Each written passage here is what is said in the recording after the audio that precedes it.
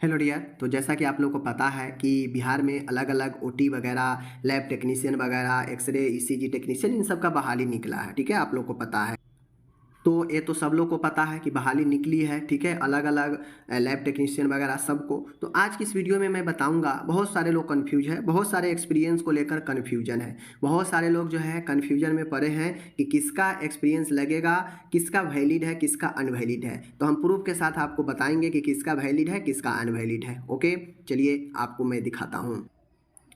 बहुत सारे लोगों को ये पता नहीं चल पा रहा है कि जो बहाली है उसमें किसका एक्सपीरियंस जो है वैलिड है, जबकि नोटिफिकेशन में स्पष्ट रूप से लिखा गया है कि किसका वैलिड है, किसका देना है और किसका जो है मान्य होगा एक्सपीरियंस। ठीक है, लेकिन फिर भी बहुत सारे लोग परेशान हैं, पूछ रहे हैं। बहुत सारे लोग जो है प्राइवेट के जो है ट्रस्ट के जो है हॉस्पिटल के बना के दे रहे हैं, तो क्या उनका वैलिड होगा या नहीं होगा? क्या दूसरे स्टेट के सरकारी अस्पताल का जो है काम कर रहे हैं किसी दूसरे स्टेट में सरकारी अस्पताल में, तो क्या उनका वैलिड होगा या नहीं होगा? सारा चीज़ जो है मैं बात करूंगा, क्योंकि एक्सपीरियंस जो है बहुत बड़ा मैटर कर रहा है। बिहार में सीधा 25 नंबर दे रहा है 5 साल का। ठीक है, तो चलिए मैं आपको यहाँ पे क्लियर कर ही देता हूँ।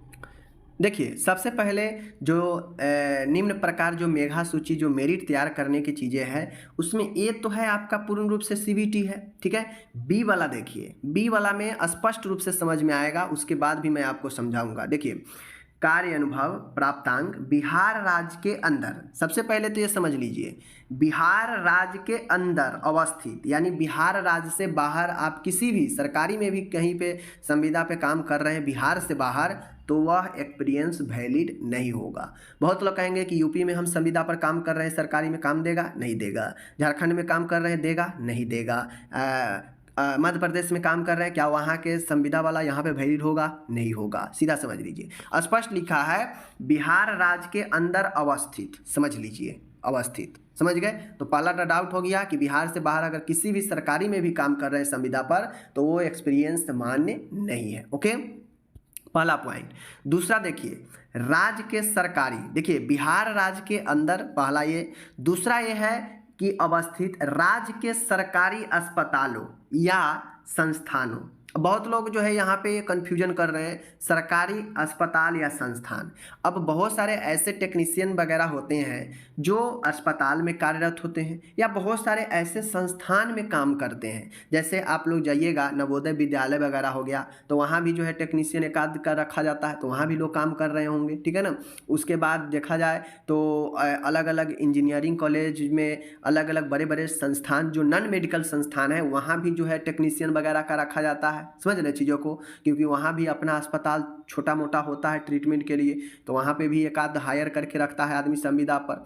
तो वैसे संस्थान, ठीक है, जो नॉन मेडिकल होते हुए भी कुछ मेडिकल स्टाफ को हायर करते हैं संविदा पर, वैसे संस्थान की बात कर रहा है। समझ गए? सीधा समझिए ना, राज्य के सरकारी अस्पताल, सरकारी अस्पताल या सरकारी संस्थान। सरकारी वो अस्पताल भी हो सकता है या सरकारी संस्थान भी हो सकता है।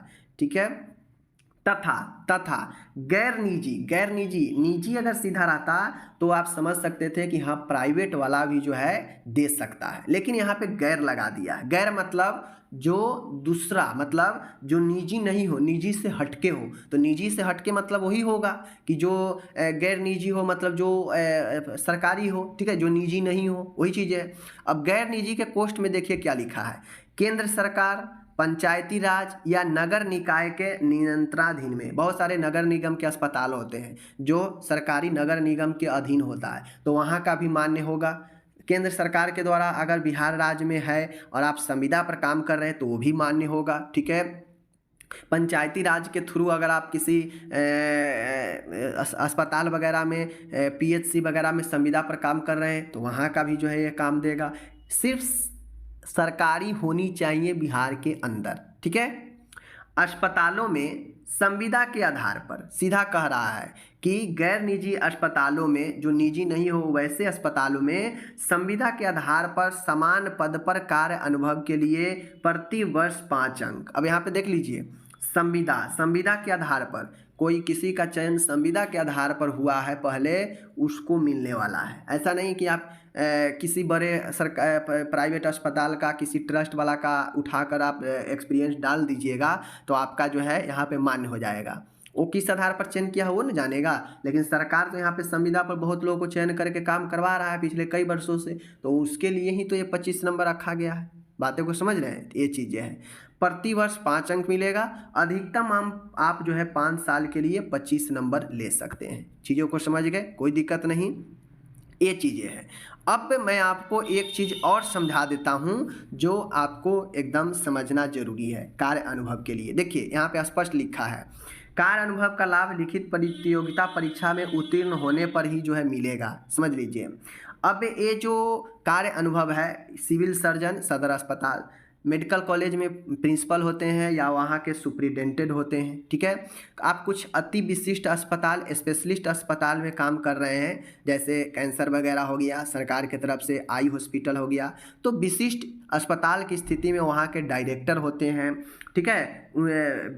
उस स्थिति में जो है उक्त संस्थानों के प्रधान द्वारा निर्गत हो आवेदन के विहित कॉलम में दर्ज करेंगे। आवेदन में कार्य अनुभव का दावा नहीं होने पर कार्य अनुभव का अंक एवं आयु सीमा में छूट का दे लाभ नहीं होगा। कार्य अनुभव अवधि की गणना इतना तक की जाएगी, ठीक है। तो यहाँ पे स्पष्ट रूप से कह दिया गया है कि आप किससे बनवा सकते हैं, या तो सिविल सर्जन, या तो प्रिंसिपल, या तो आप जो है सुप्रिटेंडेंट से, या फिर कोई स्पेशलिस्ट हॉस्पिटल है तो वहाँ पे डायरेक्टर होते हैं, निदेशक होते हैं, आप उनसे बनवा सकते हैं, ठीक है।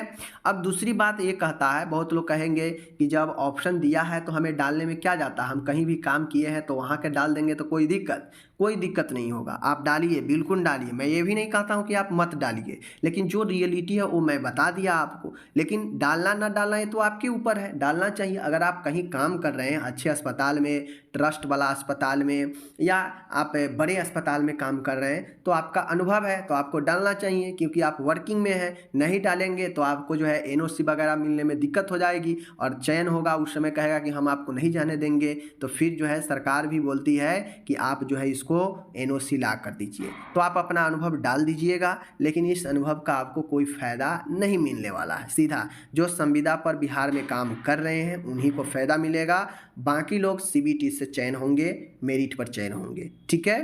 तो ये चीज़ें मैंने समझा दिया, बाकी जिनको जो अच्छा लगता है कीजिए। मेरा ये कहीं से कोई नहीं है कि हाँ आप मत डालिए, आप डालिए, बस जो रियलिटी है मैं वो बता दिया, क्योंकि बहुत लोग नहीं समझ रहे हैं तो मैं ये समझाने के लिए वीडियो बनाया हूँ। बाकी आप कहीं पे 3 साल 4 साल 5 साल से आप कहीं काम कर रहे हैं, चाहे वो प्राइवेट हो, नॉन प्राइवेट हो, नॉन प्रॉफिटल हॉस्पिटल हो, आप डालिए, बिल्कुल डालिए। क्यों नहीं डालेंगे, आपके पास है तो डालिए, ज़रूर डालना चाहिए, ठीक है। बाकी चलिए मिलते हैं अगले वीडियो में, धन्यवाद।